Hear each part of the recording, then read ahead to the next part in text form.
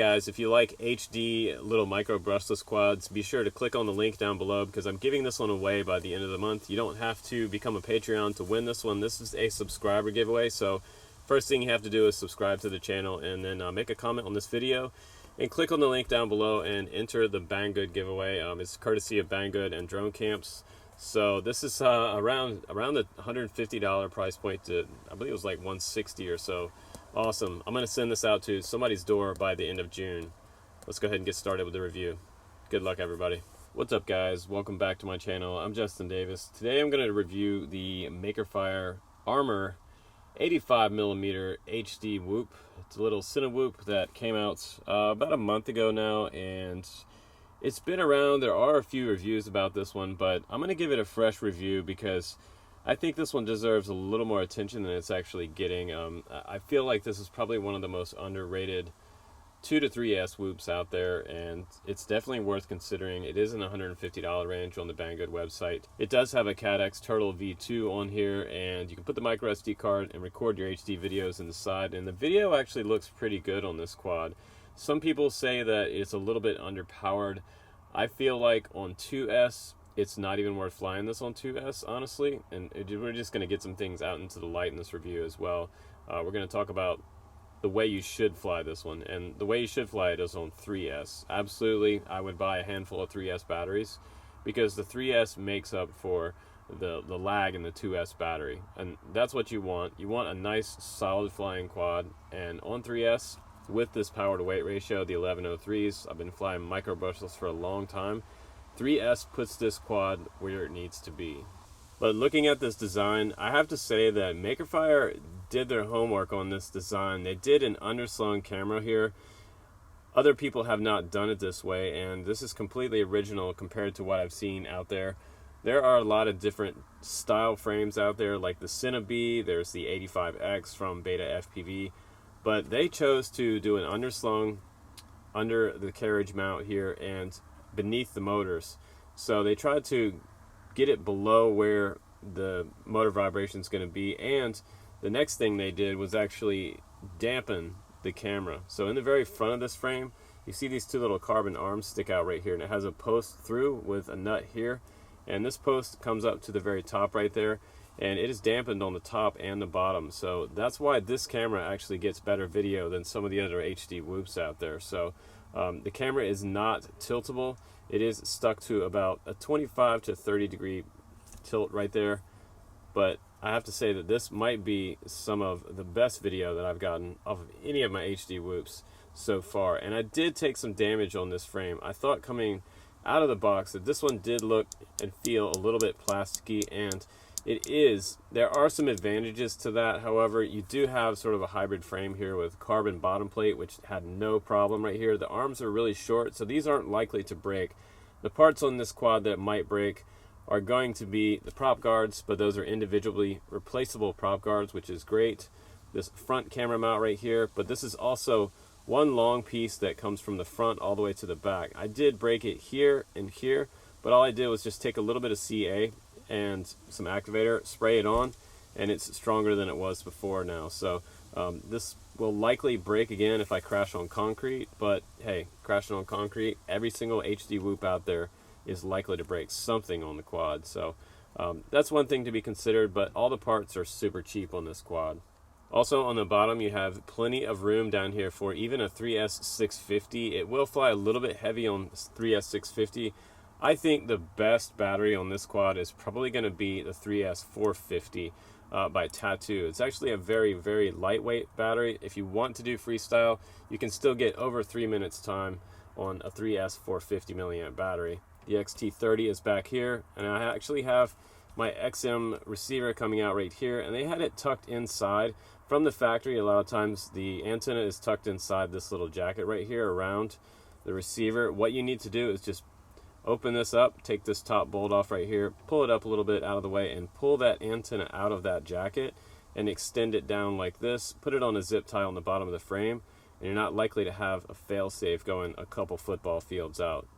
But let's go ahead and take this one outside. Let's do a little bit of line of sight flying with it. After that, we'll do some FPV. I'll show you some various batteries on 2S and 3S, what it flies like, and really honestly how well it freestyles on 3S. I think that this one has been way underrated for what it is. As far as a freestyle HD Cinewhoop, it actually has quite a bit of punch out.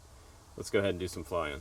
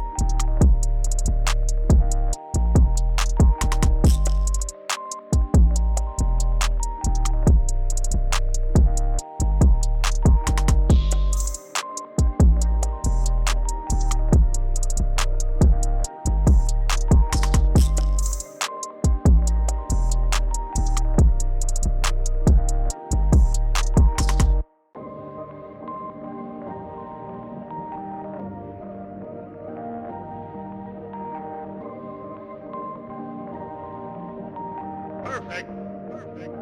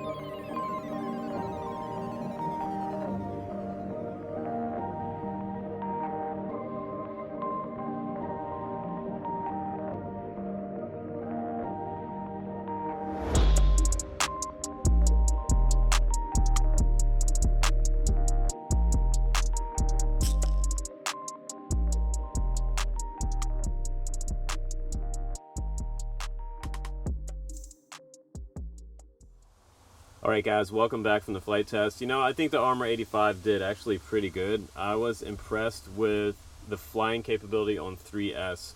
And that's mainly because what we have on here is we have 1103 10,000 kV motors, and I'll just zoom into those real quick for you. You have 10 amp ESC on here, so a little bit bigger ESCs than some of the other ones out there. Also, we have a VTX on there that's capable of TBS smart audio, which I really like. It's in the very back right here with the dipole sticking up, and this will get you out there a couple football fields away. You could upgrade this later if you want to, but for now you have 40 channels and up to 100 milliwatts. The Cadex Turtle, by the way, if you don't know about it, it's kind of the Cinewhoop choice for most of the Cinewhoops out there right now.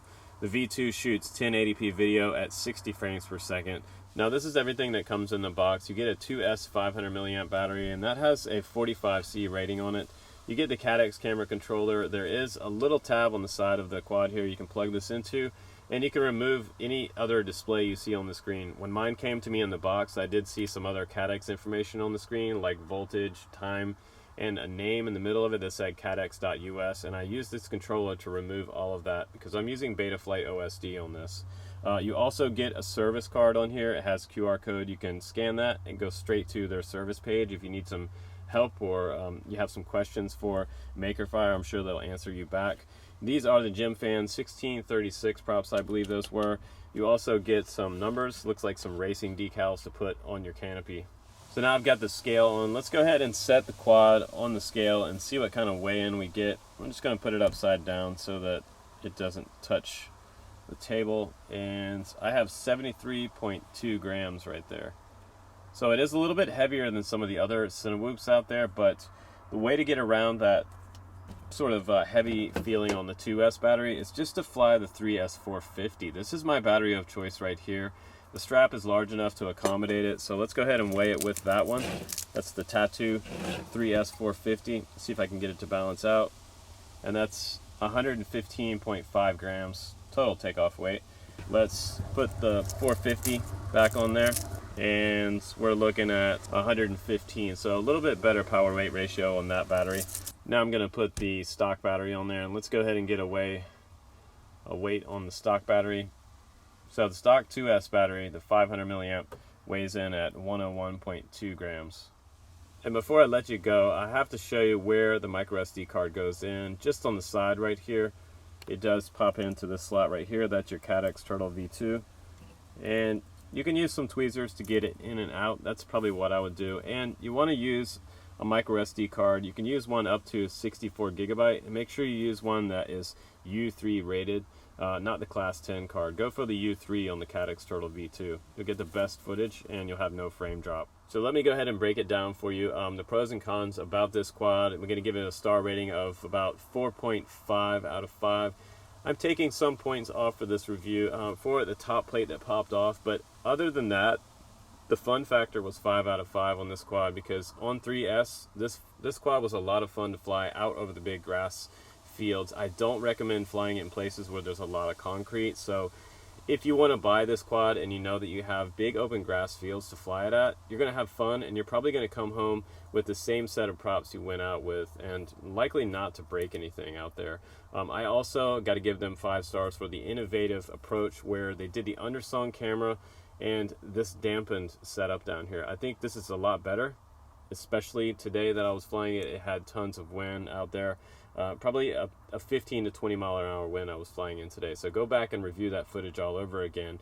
And if you compare this one to some of the other ones out there, if you flew this on a non-windy day, you're going to come home with like perfect footage on this quad. So the day that I'm testing, of course, it's super, super windy. But I've talked about this before.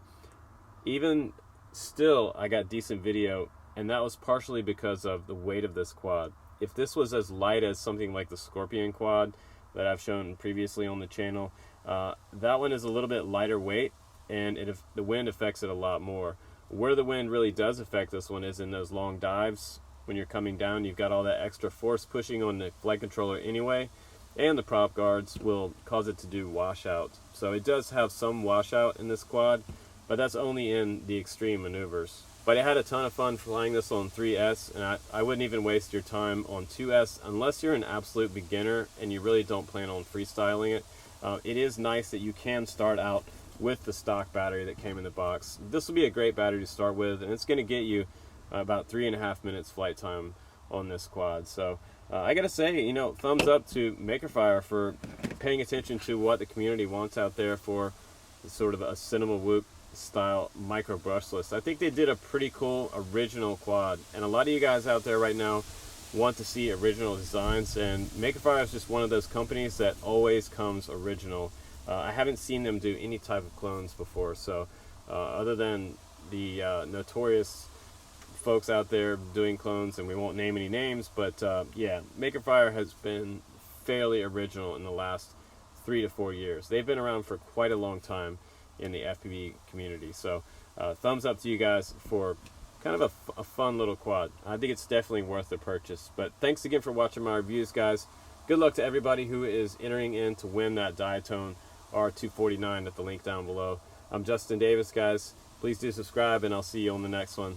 Take care.